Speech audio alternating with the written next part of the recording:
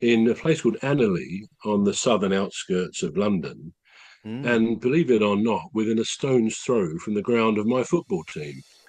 So whether at Crystal Palace, so whether he'd seen one or two poor performances too many, which brought his end on, I don't know. But he died, strangely enough, very near to where Palace play their football. But he was a very clever, successful businessman in England, and Yeah. he started the Thomas Crapper Company, which was basically a plumbing company. All And he right. did get nine patents, so he did deserve a lot of credit. And two of those, for example, one was he invented the ball cock. You remember a ball cock in a toilet system, Yeah. this big Yeah. ball which goes up and down with the water. And Yeah. he also amended the S bend. Obviously, that's going to cause a few blockages. And he created the U bend, which I suppose makes for other blockages. But we could say the mind boggles, but that would be a bit of an inappropriate comment, wouldn't it? But yeah, so he was very involved, and in fact, I would tell you that the Thomas Crapper and Co. Limited is a company still running, still going in All this right. country, in America, in Hong Kong. So very successful. Oh. Strangely enough, we didn't use his name. We didn't say, "Well, I just got to go to the crapper." Put it mildly. We didn't do that. But strangely, in the First World War, when American soldiers were stationed in England, they would every day they used the toilet. They saw this sort of system which said Thomas Crapper Company, so they got to call it. They were going to the crapper. They called the toilet the crapper, and they Right. took that back with them to America, which is why Americans apparently call. I've never heard them do it, but they call a toilet the crapper as one of the things they do use to call it by that name. And of course, something the Americans say, I've got American friends, and they will often say, if they're annoyed about something or someone, they'll often say, "Oh, that's a load of crap." So they tend to use that word. And of course, that word is used here as well, not as a serious expletive, I don't think, but it is kind of, but it's all linked to Thomas Yeah. Crapper. Right. I Sometimes mean, people think, when they say, "Oh, Thomas Crapper, he responsible for the word crap," and no, it's just a legend, but it's true. That is his name. Sorry, Rose, were you going to speak? I just recently heard about, all the castles and everything that the gentry and the nobility, and that they would have palaces, and then they would go from one palace to the next palace, and they Yeah, would move. And one of the reasons that they did that, and I only just found this out, was they did have toilets, but the toilets just flushed into the cellars, and yeah, Oh. yeah. they Oh. where the palace smelt really badly. And so they would all move out, lock, stock, and barrel, to the next palace that they owned, and until that one had all been cleaned out underneath. So can you imagine that? They didn't actually, it's just like you go to the toilet, but it just goes down into sort of like a cellar. And Yeah. eventually all of that, and that's before they had sewers and Yeah. everything. Wow. And Victoria That- was actually, yeah. Queen Victoria was instrumental in sort of the sewage systems and everything in London and getting that all started, to my knowledge.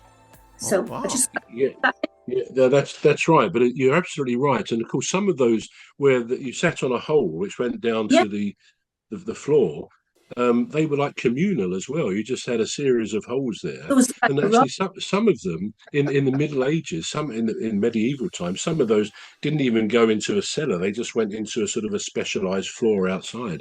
I suppose that's why somebody said we didn't get civilized until that changed. And in fact, the first person to create some sort of flushing system, a very early version of that, was someone called Sir John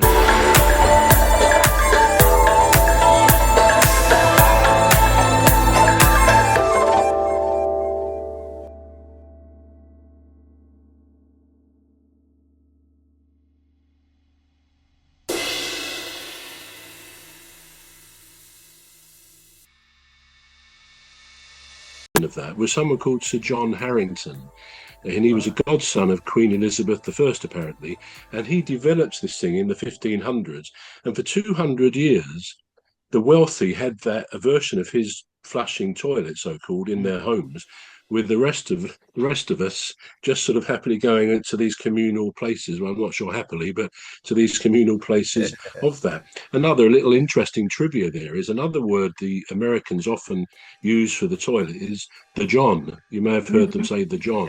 Yeah. And that was based on, Sir John Harrington, the Queen Elizabeth I's godson. So yeah, he did the first of the flushing toilets, but then in 200 years later, that's when Alexander Cummings came along and really improved it with a water closet. So that was a big step. And I think in the 1800s they realized that poor sanitation caused disease. So they had to move it forward. And that's where our mate Thomas Crapper came in. He really did a lot of good things with plumbing.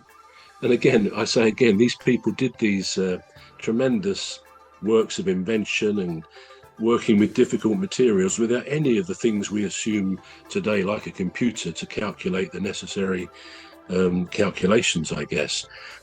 So there's some of the basic things. I mean, to conclude about toilets, I'm not sure why we're focusing on that, but there's some famous toilets around the world. I mean, sorry, go on, Rose. There's a lot of toilet talk here.